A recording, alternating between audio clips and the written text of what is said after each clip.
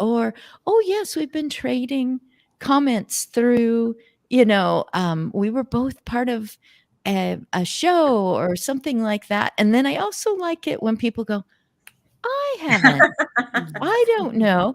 So Yeah. just to be honest, Raquel Mhm. and I have shared what at least tortilla chips, right? Hi, Julie. How are Hi, you? everybody. Hi. Hi. Hey, Abby. It's good to see you again. Hi, Yeah, you everybody. too. Yeah, you too. Wow. What a bunch. Happy February. Yes. Happy yippee 2023. Sweet. Yeah. Yay. Yesterday I put this on and went, it's kind of pink and purple. Oh, yeah. I was a classroom teacher. So, there were hearts with little arms hanging off of them and things hanging from the ceiling. And, everybody's dressed in the colors. And one time we got snowed out. We were all so disappointed. We were ready for our Valentine's party and we got snowed Oh, out. So, and it lasted a few days. So I think, maybe by the 17th of the month, Okay. Yeah. we finally got to have the party and the opening and the little mailboxes and the little hearts with faces and all that good stuff. So Abby and Julie just both happen to have today, this moment Mhm. available, and they've already interacted. In fact, have you been in person together, even in different cities?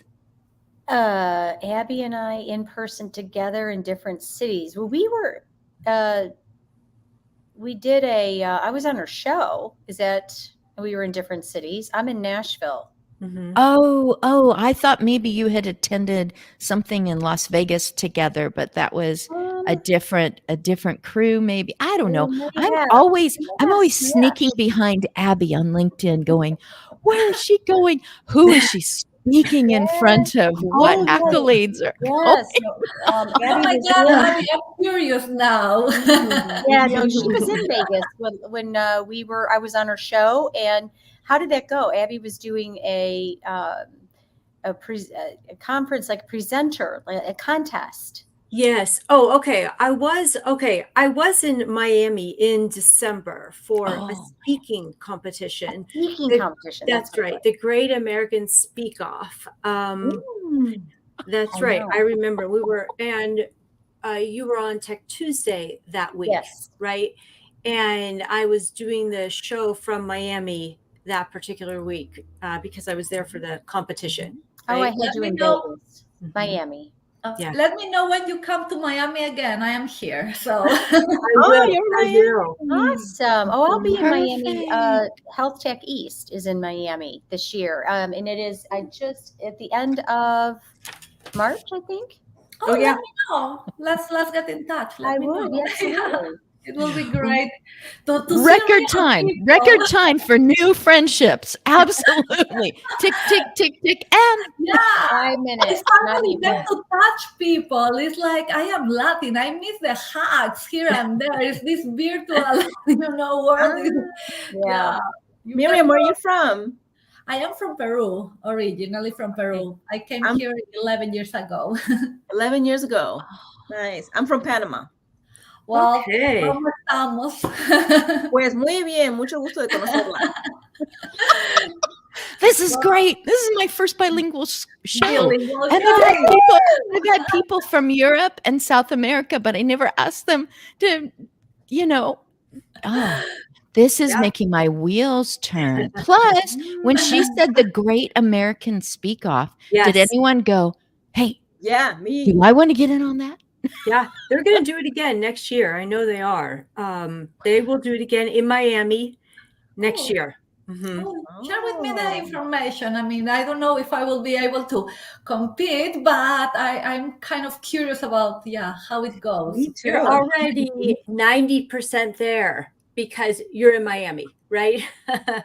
I think that's part of the challenge is just getting there personally. You mentioned earlier, you're a mom, I'm a mom. It's just so hard to leave my house sometimes, and to coordinate the rides. And I've got 2 children. And they're in their teens, but they require driving all over the place. Sure. And so it's a big feat anytime for me to leave the house and go. Believe me, I know the feeling. Yeah, sometimes I see events and I am like really craving to to be there, and but I am a mom. Yeah. I have to, yeah, I have to select my priorities. That has been part of my growing process during the last 2 years, trying to slow down in, I want to say stop my career, but slow down in certain areas of my career, and try to become the mother that my kids deserve. And sometimes it's challenging. Oh my goodness. How old are your kids? 7 and 9. 7 You can and see 9. some of the pictures there. Yeah, no, it's great. Our daughter yeah. is 19, and when she was, she's dance and theater, and like you said, Abby, just driving. Who's going to take? Who's driving? Who's travel a lot? There's works full time. Thank goodness for my mother. So we really grappled with the car, because I know I didn't have a car. You know, I was like, I didn't have a car, and I'm not buying my child a car, and all of that. And you got to work ride the bus, and have at least some hardship in your life. And we went back, my husband and I, back and forth. And I'm telling you what, that Kia Soul was the best purchase, because I know she's a really lovely person, and she was I'm going to ask them for sponsorship with this. Yeah, I mean, sorry. Don't forget the link thing. I have to repeat that one. Best $15,000 we ever spent. I mean, it was, yeah. So anyway, Abby, you'll get there. But the times in the car are also great. Just to, even if they don't talk, like our daughters, it was kind of quiet. It was, those are kind of nice times too. You know what I am doing now that is new for us? We were convinced by the neighbor that the kids are ready for the school bus.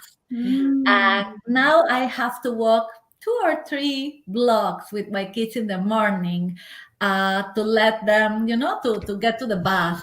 And I thought that will be a nightmare. I was thinking like how I will accommodate this in our lifestyle and running. But actually, it's a special moment in the morning. I walk with them, not rushing. I see them, and I kiss them goodbye, and became the vitamin for my soul in the morning. It's like, a yummy moment in the day. So I don't know. Sometimes the little things are the ones that are more important. It's the quality of time instead of how long you are with them. Absolutely. I really felt that last year. My oldest, entered high school, and the high school is it's kind of a drive from here. I don't know, a little bit, it's a little more distance than middle school. And I thought, oh my goodness, mentally, it just seemed like it was far, right? But then I was like, all right, I got to mentally get around this commute. And here's what I'm going to do. I'm just going to make the most of the time with her in the car, because the days are numbered, right? And then after I drop her off, the minute she gets out, that's like learn time. I'm driving and I'm learning. I'm driving and I'm learning.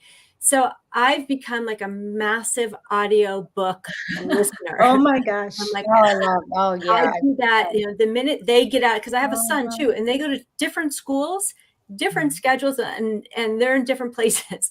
Wow. So yeah, I'm always turning on the audiobook and just learning. I'm amazed about you guys being able to follow with an audiobook. For some reason, maybe I am an old-fashioned, but I still like my book, and and to hold it. And I do too. You get a different experience.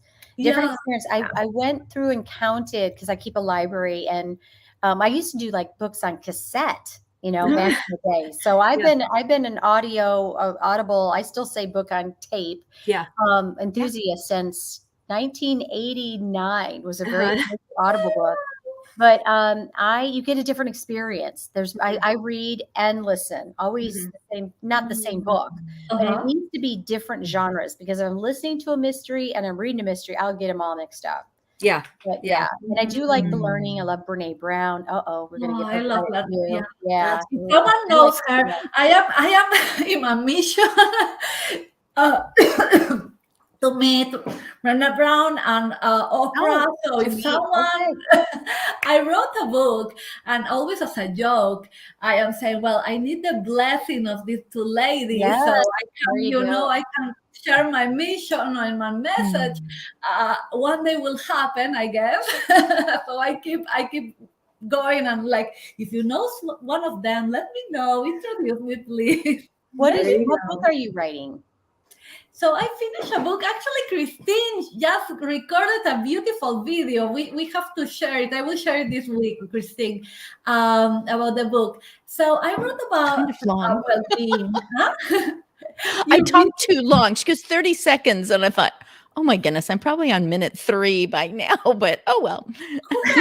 adapt it or maybe it's like faster a little. You don't worry. I do my magic. So I wrote a book about well-being. Initially, it was a book against burnout, and it was my own way to escape burnout. But it turned a collective book because I was able to interview more than 30 individuals from around the world, 4 different continents and careers. You can imagine from doctors to lawyers and Wall Street and sporty people and TED talkers, and also a Buddhist nun who is amazing. And I collected their stories and how they were able to go through adversity or through changes in life or through grow in different settings and in different using different techniques in their lives. And it's a collection of opportunities to use catalysts that are around your life, that are with you, some of them more positive than others, and how to use them in your favor. And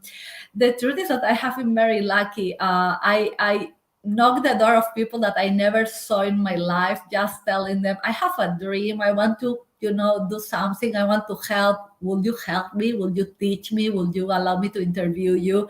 And they said yes, as simple as that. And they became part of my family, really. And they have been with me during these almost 10 months of the process. And then I met people like Christine that, that they started cheering me up when I was doing my marketing. And I was like, has been fantastic, has been best experience ever. And now I hope that I can help. And what Christine did for me is I am asking people that read the book. The book is being sold by $2. It's just symbolic. It's just it's a book to help others, to read a paragraph that they like or that touch their hearts. 30 seconds, 60 seconds, video, and say why they like it or what that means for them. And I am doing mini documentaries, collecting these videos all together. So series of mini documentaries with people around the world with, different backgrounds, saying what was important for them and sharing that message with others to create a ripple effect. So if you ladies want to join me, I will be super happy to have you. Where do you find the book? On Amazon? Amazon, yes, and I can send you also a PDF if that sounds good. I can do that too. So the idea is, put where people can get it, and and the title, because what is the title of it? The 3G cycle of life. 3G. 3G. 3G. Yes. Okay. And it comes from goal, grit, and grow. How I like it. Cycles of that. Goal or goals? Do you just say goal? I think goal. I mean, but at the end goal, is goal, right? And growth. Linda, Victoria, first of all, I mean, she just pops in so often. I finally said, Victoria, would you like to be on the show? And she said, yes, yes, yes. At least the alphabet letters were jumping up and down on her. So she's coming on in March. I think it's March. And Linda McDougall. So we've got Texas and California cheering you on. We have people who were born in Panama and Peru. And I don't know about Julie and Abby, but pretty much US, right? Yeah. Yeah. So we're just sparkling all over the place. And Miriam, you got the ball rolling on endeavors. I always love to ask people, tell me about your endeavors, because it doesn't have to be, you know, well, I am a, XYZ of a CE, whatever, it's like, what are my endeavors? Kind of, what am I pursuing? And that's what Miriam was doing. And I feel like that book actually relates to all this mom talk of, well, I won't give it away. I'll let you guys interpret it as you will. Okay, so Raquel, we shared tortilla chips. So this is pretty exciting for me. She's here in Oregon, and she gave me a book, but she had to keep reminding me that she didn't write that book. So I know she's smart about money, because the name of the book is just kind of like, hey, this is about money. I'll teach you about it. And it has drawings in it. It reminds me of when Abby is starting her tech show. It's got those kinds of illustrations in it, when the Abby is walking like a cartoon to her desk. And it's just great. I figure Steve Moran had something to do with that part. So Raquel, what are your, thank you, my hubby, producer, D. Scott Smith, motivational listener, has it on the Nice. screen. Good job. I told you So- that it was a good idea to connect with him before the show. Yes, and he was thrilled. He goes, look, and she has something to do with geriatrics, which this is aspects of aging, which I'm going to get to, because I think that's what the senior savvy person was talking about when you were speaking. Were you talking about anything age related when you were at the American Speak Off? Not really. I should have, but it I was didn't. different. That's right. You changed for that one. You were speaking somewhere else, and I saw that whole thing, and I posted it out, and you didn't even know it was available yet. Yeah. Oh, I don't link in right. If there's a book or rules, I've blown them out of the water. I've been in I the do too, principal's all office the a bunch of time. times. I do too, all Yeah. the time. Yeah. So Raquel, what are your endeavors? Because there was a reason why we were there. My husband was there. His friend Russ was there. They do a live stream together. I think you have multiple things going on, just like the rest of these gals.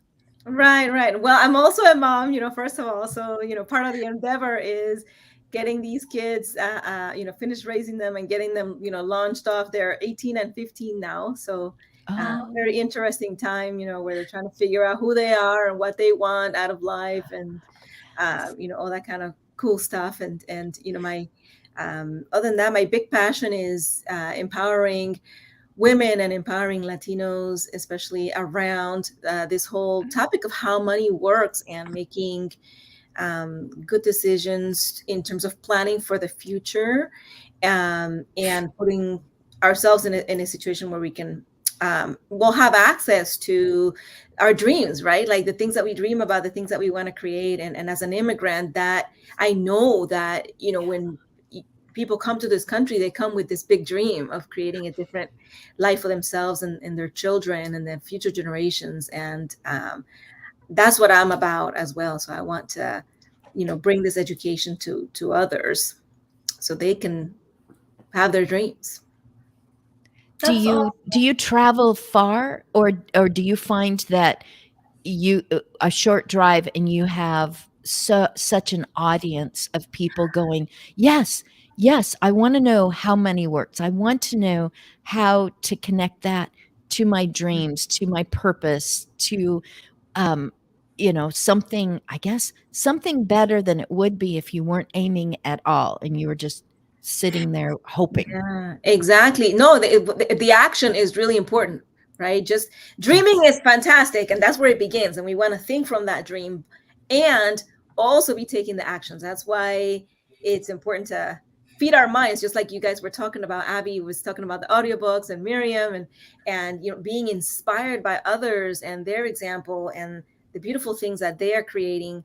Also, I think that's super duper important. And to your point, Miss Christine, yeah, everywhere I find that people need this empowerment, this education, and access to great financial advice and financial tools that they may not even be aware are there available to them. I know I've been learning a lot about that, and we don't know what we don't know. So sometimes we need to consult with somebody who is in that particular field that can provide expertise and information that we don't have, and kind of walk us through the journey. And that's what I love to do too.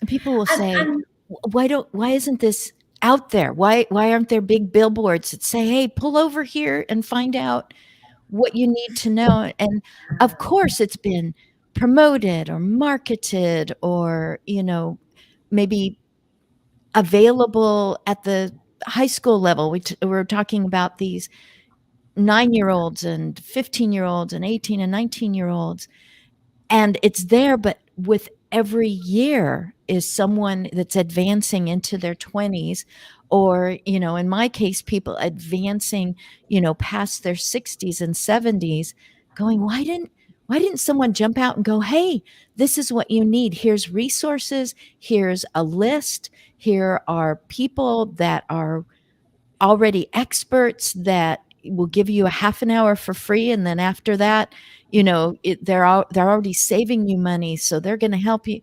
And it's like, but every year it has to get out there again. Kind of why people write books, have live streams, record podcasts, trying to give not even each generation, every year somebody is stepping into a new era of their life, or stepping into a new country. Oh my goodness. So someone was trying to talk and I talked right over them. oh, it was me, and I appreciate what you are saying, and uh, I believe that sometimes we forget that having certain careers or being smart or being very well educated doesn't mean that you know everything. I am the perfect example of being a physician, and someone that likes to learn things, and that I am very ignorant, to be sincere, in the financial world. And I am very lucky to have a husband that does that for a living, and therefore I am safe. But what I have been learning with my husband, and what I have been learning in this experiment of becoming an entrepreneur as a writer, right, is that there's a lot of information available, and that you need that information to be able to even to help others. Even when you are doing altruistic work, you need to understand the rules of the game so you can be successful and you can achieve your dreams, and even if your dreams are just to help others. So it's very important. It's very important what you're doing. Finally, I understand that money is important. I have been, a kind of blind person Exactly, and that was me as well, right? I have a doctorate, and the whole time I was like, okay, so yeah, I'm starting a business, and I want to be successful. Of course, I want to help people and also make good money doing that. But I didn't want to look at my numbers. I didn't want to look at finances. I was like, to your point, Miriam, like you, right? My husband can handle that. That's a fun part of, of life. I want to focus on what I want to do. Delegating. What's that? Delegating. Delegating. Right. I was escaping from. I was not even delegating. I was escaping from the responsibility. Let's make it clear. Yes, and that's where the empowerment comes in, right? It's not necessarily that it's a bad thing for our partners to handle finances, but it's being able to participate in the conversation, and making sure that we are also having our needs met, because our husbands, as wonderful and well-intentioned as they are, they may not see things from our perspective. So for example, one of the issues that has come to the fore for me, and I don't know if you all have experience with this, is the whole idea of long-term care, and how we are the primary caregivers to our children, to our spouses, to our parents as they're aging, even parent-in-law. So all of that, we take it on, but that gets heavy. It gets heavy. Ideally, we would have a plan so that when it's our time to receive care, we have access to resources, to hire professionals that can assist, so that our children can live their lives and don't have to, interrupt, what they're doing, so they come take care of us. So. Raquel, I just wanted to jump in. First of all, what I jotted a couple notes when you were talking, and Miriam and Abby, of course, too. But women, and money. So as female, and I'm not the. I have always been. I grew up with very working class, if you will, very great home, but no money. And so I'm very aware. So I do, I'm married, but I do my own, always been very keen, graduated with $20, that kind of thing. So, but women, there is something about like, we're supposed to apologize, or we're not supposed to be interested in money, or we're supposed to be not, like working, like the ambition of women. And gosh, especially in the climate today is, in my opinion, is like that, how we've come a long way. And now it's like, so I appreciate the emphasis on, empowering women. And it's okay. It's okay to be money focused. It's okay to want to make a living, of course. I mean, I always worked, of course, but it's, with a man or masculine energy, it's admired, right? But as a feminine energy, or female, facing forward female, it's we're supposed to not be interested, or it's so wrong. It's so wrong. It's just like saying an assertive man is right, but an assertive woman is called certain derogatory terms, right? So kudos, and as women, we need, this women in leadership, and we need to. I love men. I love anybody, and it doesn't matter. But as women, we need to embrace and support one another. And Ava, she's 19, and we just had her. We had her connected with. And she's in college. She doesn't have any money either, but she started her Roth IRA with Yay! $10. So and I was, trying to teach her like, the basics, like my big financial background. But I just said, like, okay, you got your checking account, you got your savings account, and you have your long term, right? And for a 19-year-old to think of retirement, let alone, someone who's 40, they don't, like you said, long-term care insurance. And I was just trying to teach her, like, in the buckets, because she has like what, $400 in checking account, and that's it. But she started her Roth IRA, $10, and he showed her in a chart, you do $10 a month starting at 19 and never added more. It's incredible. So, just leaning in, both our men, young men, but teach our young women, to empower just individual empowerment. Amen. I love it, sister. It's funny that you say, you use the example of the 19-year-old in the book, which by the way, this is the book. Yay! Oh, yes. How Money Works. It's coming out in a women's version, FYI, pretty soon. I will buy it. All the characters are female. Yeah, because it's like, the stereotypical woman who's like, I don't know, it's like, no, come on, it's like, exactly. They stop being a sucker, right? Exactly. And anyway, there's an example there of a 19-year-old who starts out with like an inheritance of $10,000, and it shows at various interest rates what that money is doing, and the power of time, the fact of starting early, what a huge advantage it is, and how quickly how well that money can grow over a lifetime. When we start early, with whatever we have. I remember what an IRA was. I didn't, and someone explained it to me. I literally had no money. I mean, there would be popcorn, at the end of the month, seriously, like, or get your lights turned off or eat. And so to take $20 and put it in an IRA, I got a second job doing, whatever it was and I remember going to the bank, and having one of those and just giving them $20 bill. And I am so grateful I did that, because now it's whatever it is, right? Without ever adding to it. So I'll stop talking, but I'm really obviously very passionate about taking care of ourselves, women, and the long-term care insurance, 100%, because we're all in the aging business, right? Yeah. Or most of us, and that's one thing we're all going to hopefully get is Mhm. older. And, my father is in assisted living right now, and my brother and I help him, so if he didn't have that, there's a lot of people who work really, he was a school teacher, he worked really hard, but Yeah. it was expensive. He wouldn't be Yeah. able to live there, right? So just kind of thinking of those things that are seemingly so far forward that we can't, because we're in a society of immediate gratification. There was just a hello from Robert Bills Hi, Robert. in Denver.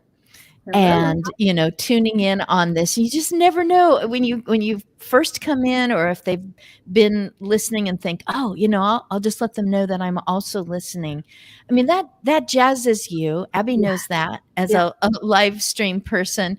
I feel bad when I don't show for her show now, but I know there's other people that are just going, hey, what about this? And I see it from a different perspective, and that's so great, because there isn't just the one way that's right. But I keep thinking, as I'm listening to all of you, that until you become informed, you can be very resistant to something, no matter your gender or your background experience or your forward hopes and dreams, without just plain old information that speaks your language. That you say that the book is coming out in a female form, and it would be interesting to me because I already have the one, to see how, what are they doing differently that would empower a woman, that would also help them to stop feeling, I don't know, like, well, I'm probably not very good at that. Like people who are just like, well, I can't do this because I'm not good at math. Someone else who's really quick and always accurate should do this. It's like, no, if you're earning any money at all, if you plan on living at all, if you should have the power of information. And that I saw in play. Kimberly Wider reached out on LinkedIn to a bunch of people and said, do y'all want to come to Roanoke, Virginia? And a bunch of them did, and they panned to the audience, and it was women and two guys. And this is in the care economy, the long-term care, the caregiver, family caregiver, people who work in hallways that have lots of rooms, all of that. And I thought, yes, what she was, saying is you all have these concepts, and you're trying to market them out there. You're trying to get them in front of people. You are trying to help people with something that you've invented or written. And you need to just really ramp up on your abilities with sponsorship and money and getting the next thing happening, and it all takes money. And so here they are, various ages. Some of them were born before me, and for the first time, one of them was like, I've just stumbled into entrepreneurship. What do I do? And hey, even if you have a husband or a really great boyfriend, what if they aren't good at money? That's a fairly common scenario as well. Or if they get girlfriend. sick, or they die, or so many things, right? Exactly. I mean, sadly, yes. And we forget that as women, we have also responsibilities with our kids and ourselves. And that big part of self-care comes from knowing and understanding, right? And Julie, I was very inspired by the things that you mentioned, because the truth is that culturally, we grow up thinking that we will be protected by our parents and then our husbands, right? And to be sincere, that's the way I grew up, especially in Latin America. And I have been exposed to a totally different reality, part of growing also. And it's very interesting. We need to embrace it, and we need to put ourselves in this. And I admit that it's a very discomfort zone. Like I am the perfect example, right? But it's important for all of us to jump out of this comfort zone, to try to learn, to get in touch with others, to get inspired, to be open-minded, right? It's part of growing. And Christine, you were using this term again and again, and I love it, is knowledge gives you power. And the only way that we can take appropriate decisions, or at least the best decisions that we can take based on the circumstances where we are, is with knowledge. And that doesn't depend on others. That's our power. Is in our hands. We decide what we want to learn, and we decide how we want to live based on our values or culture or whatever we want. But we should not be depending on others to take decisions. Absolutely. And sadly, this is something that we need to kind of reframe for people from probably my generation and above, and that we need to clarify for the next generation, right? And I am surprised, as a physician, I never learned finances or emotional intelligence or leadership skills in medical school. Forget about the school, high school. And I know that this is something that is not yet a standard in majority of places, not even in the United States. And we are so focused on teaching geography and algebra and I don't know, very deep science, and we are not teaching basic skills that will allow this new generation of future leaders, hopefully, to have the skills to lead their lives, to lead the communities, to lead the world. Just financial health, right? So, and Abby, I'd love to hear what you have to say. I remember I was in college. I went to your point, and I went to University of Michigan, very competitive, and someone said to me that their parents had to take a second mortgage. I didn't even know what a mortgage was. I had to call. I didn't call because I was long distance and I couldn't afford it. But I wrote my mom a letter. And what's a mortgage? I didn't even get it. So it's we don't want to make an assumption, and that we would know that. And we've really made a point to, and I guess I have with our daughter that,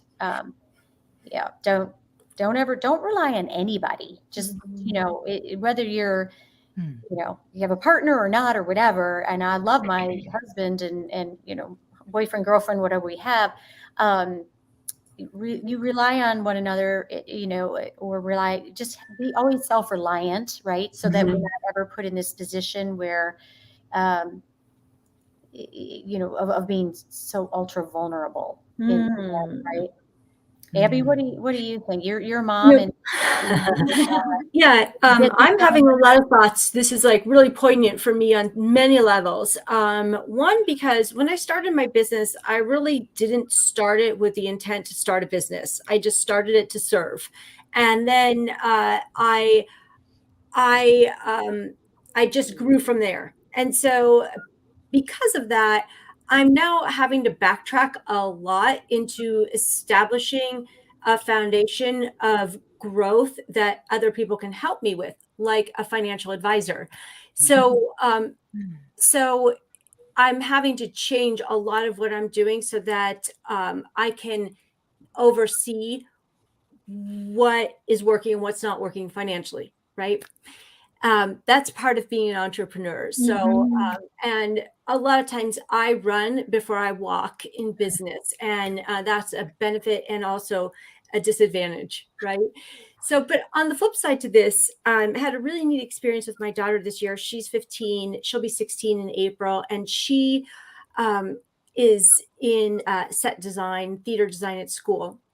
And the school is going on a trip in March this year. But last May, she came home and she said, there's a theater trip. It's a Broadway theater tour. We're going to go to three different shows in New York. And we live in Arizona. But she was like, it's so expensive. I don't think we can afford it. And I was like, oh, yeah. Well, what I want to teach her is that she can save for things. Yeah, Right? exactly. And she can earn money. Mhm. And as an entrepreneur, I've been putting my children to work for a long, long time, right? Good on And you. my Good, parents, good. they also did. So and the other thing too is that I want to teach her that these things are totally possible, right? Mm. Even though it sounds like it's a lot, and it did sound like a lot in May, we can do it. Okay. So here's how, and here are the things that you can do. You can work for me. You could do these things. You can earn money towards the trip. And I'll pay for half of it. You pay for the other half. I love it. I love And it. yeah, like this was, Yeah. and so we got her a bank account, Yeah. and I Good. got her doing some graphics and video Good. work. Yeah. And by December, we had met the budget of the trip. So Great. Ah, this was awesome, right? Wow. talk about empowerment, though, right? Yeah, you can think. My mom said it was always easy to say no because they didn't have right. But and then everybody's different. But I remember I wanted to get my ears pierced, and it was $12, and that could have been $12 million. And my mom, she didn't want me to get my ears pierced. I was probably 9, and she said, "If you can pay for it, you can get your ears pierced." And she told me that she thought, "There's no way in heck," because we didn't get allowance, and I was 9. And so the wheels, Abby, the wheels started. I started a neighborhood newspaper, and I sold it for $1. I mean, a penny, 1 penny. The neighborhood news, like Mrs. Dawson, Perry Yard. But anyway, however many months later, came up, and Mom said she almost fell over. Okay, off to Hudson. That creates, so Abby, kudos, because, and I like the fact that your daughter recognized it's a lot of money. $10 is a lot of money. But to not assume that, because all of our children are privileged, right? But to not assume that you're going to go on the trip, or not, it's $600, $1,200, whatever it is, that how, is this doable? And even recognize that I'm not going to go just because it's available. I love that. So good parent. Absolutely. So important. I love the idea of not saying we can't afford it, but like what you did, Abby. Yes. Let's talk about how can you afford it. Exactly. And anytime, like when I want to go there, I can't. No, how can I afford that? No, it's a great question. Yes. Right, because it suggests there is something we can do, and it is absolutely possible when you have a goal and you have that mindset of, yes, I can. There's no limit to what we can do. So we have to keep reminding ourselves of that and finding. And I will paraphrase my book, right? If you have a goal and you have the grit, you can grow. So that's what you just taught to your girls, right? That there is not a stop. There's not limit. The limit is only when she stops dreaming and when she stops trying. Yeah. I will say though, this year is the first year I'm doing some of this tax stuff. I'm doing a lot. There's a lot of mental heavy lifting going on. And I gotta tell you, like, it's hard work. Like, it's really hard work. And I could do the easy thing. I could, because I've been doing it for a long time, but it's not the right thing for me to do for my business anymore. And, it really isn't. And so if anyone else is experiencing that right now this year with your taxes and your business, feel free to reach out to me and let's just hold each other up, because gosh, I got to tell you, like, this heavy lifting, like, it's like I have to go mentally to another place entirely just to tell myself I can do it, right? I can do it. I can do this stuff, so thankfully, like, I know I can do it, and I know it's going to be over soonish, right? But Abby, you are setting such an important example for your family and for others that are watching you, right? Yes, it's so easy to keep doing what we know and the way that we know it. I could say that it was easy for me to just keep being the physician that I have been all the time, and instead of jump into a pool and figure out if there is water or not, and start being an advocate for well-being. But the question is, when you go to sleep tonight, Do you feel proud of yourself? Maybe you are tired, maybe you're exhausted, maybe you are, you have fear, but are you proud of yourself? And I feel like we need to be able to go to sleep every night feeling that we are proud of the things that we are doing, and that we are following our dreams, and that we are aligned with our values. Because at the end, that's the only thing that we really have. That's I believe that is vitamin for our souls. It's what keeps us alive and motivated. And as mothers, and I will say all of us leaders in our own communities or in the places where we are setting the example for others, for those that think that things may not be possible because you have an accent, or because you are an immigrant, or because you are a woman, or because you come from a family that didn't have enough at some point. But we represent the majority of women in the world, and men too, right? That started maybe from zero or from a difficult situation, and that are able to keep going. Yeah. Amen to that. Julie might already know this, but a few weeks ago, Abby, the tables were turned, and Steve interviewed you. Was it Steve that interviewed you? Farah. Oh, there we go. So that was even more reason, because, both of them have been on a screen like this on a Wednesday with me. And I was like, now I know Abby. She's not just, another pretty face who happens to have a lot of knowledge that I'm gleaning from. You said a few moments ago that you had to backtrack, and that you're establishing a foundation of growth. And I'm like, I want to do that. I also want you to say what this business is. What did you create here that is causing you to go, I now have to be much stronger, because I wanted to help, but now it's growing big, and obviously people really need it, and that's why it's growing, and you're growing. So what is your business? Yeah, thank you for asking. So, Senior Savvy, I started it 4.5 years ago, provides tech support for older adults. We do this primarily at senior living communities across the country. And we do Zoom tech workshops on the basics. And we also do remote tech support. Awesome. Michael, you must already know Michael Ublowski, right? Good. How about Dr. Coughlin? Joseph Coughlin, the longevity economy. It sounds very, very familiar. Right. Christine, did you connect with him? I know that name too. I haven't had him on screen yet, but that helps me. I mean, I need this to go, yes, that person. Yeah, because I remember the way they laugh, or a little tidbit that they gave, like Julie, who I think it was her device that went off, and she probably needed to take that. Julie saying that she made a neighborhood newspaper and must have sold 1,200 of them at penny piece to get her ears pierced. Yes, goals.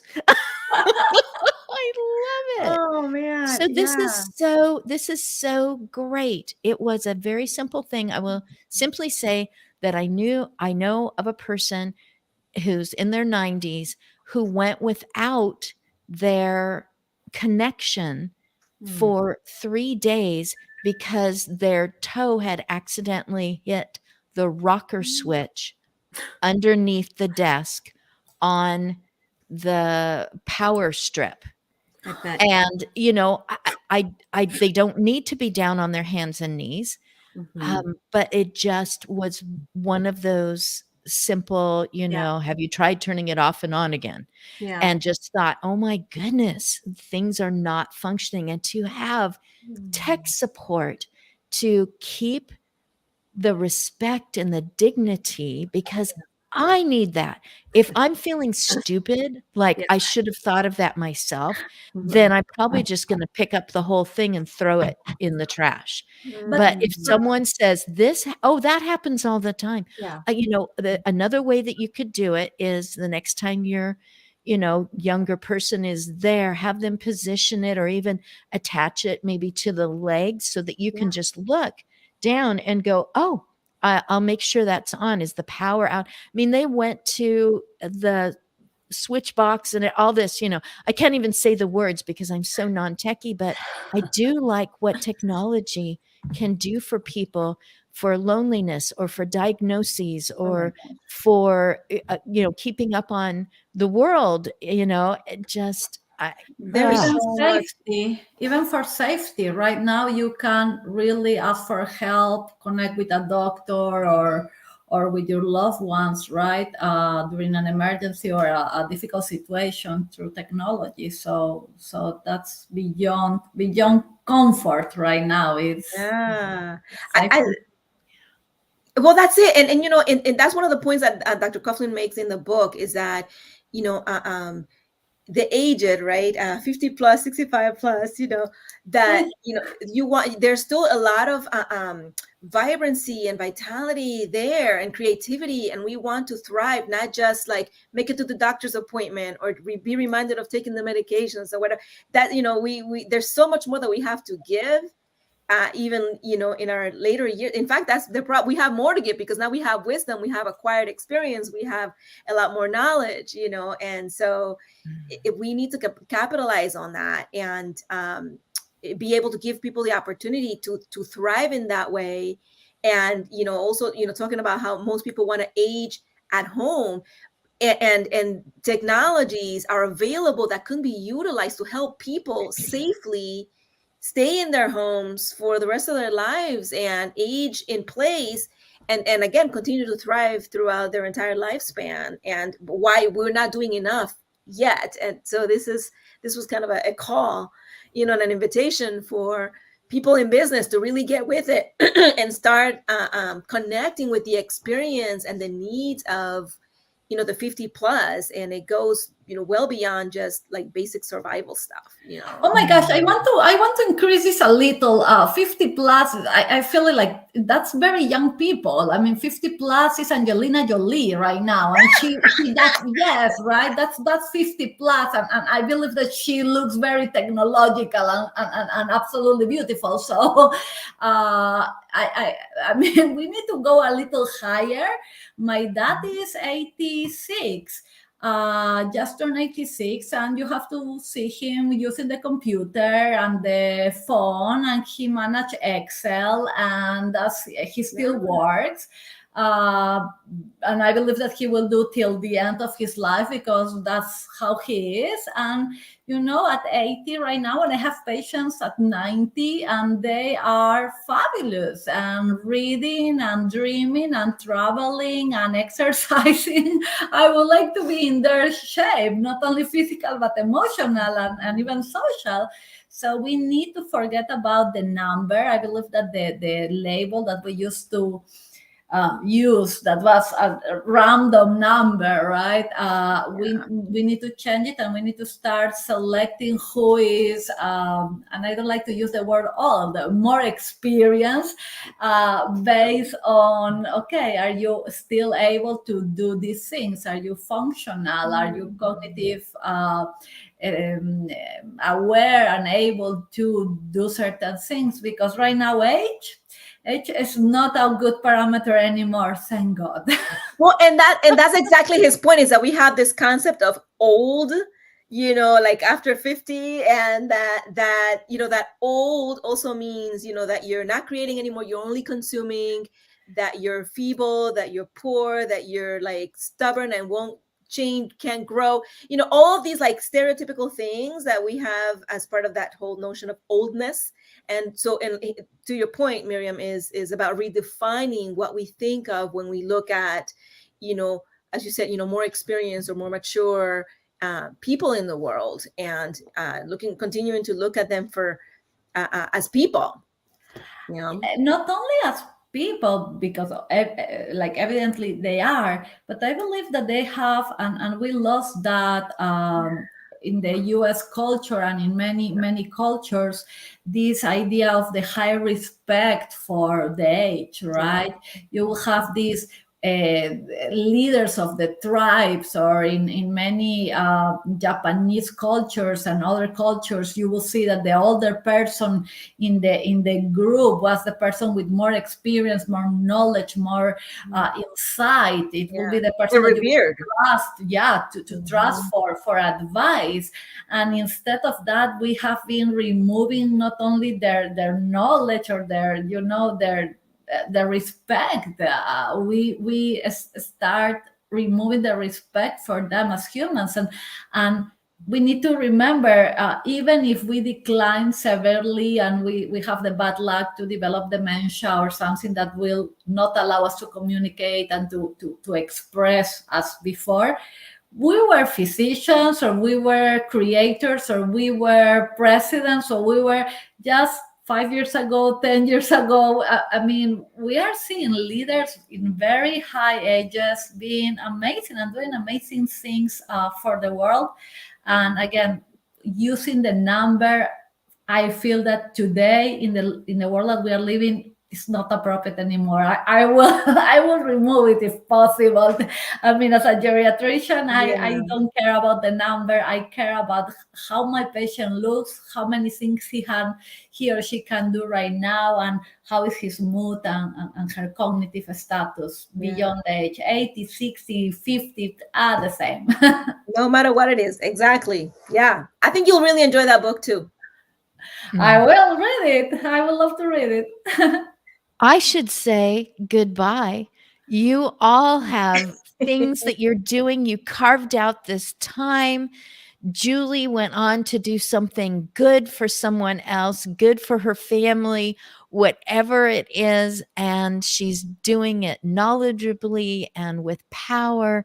Abby, I hope that this time poured into each of you as much as it pours out to people who get to see it in replay and who were here right now and watching, and some of them that don't make comments. They never make comments. They just want to take this in. Like, how come I'm not friends with these people? And I'm the one going, how come I am friends with these people? Wow. I'm so grateful. I'm so grateful for all four of you and what you are being. What Christine, the we way are that you are being and telling others, this is how I'm being. And it's like, wow, there's a new layer on me and a new energy in me as just being a person. Amen. Christine, we are grateful for having you. You are such a wonderful lady. Thank you. Thank you for having us, for bringing us together so that we could share. We Yes. can chat later. Okay, we're all meeting in Miami, right? In Miami. Miami. My people are in Okay. Miami, so Everybody I'm going. party in Miami. Bye-bye, ladies. Bye-bye. Bye.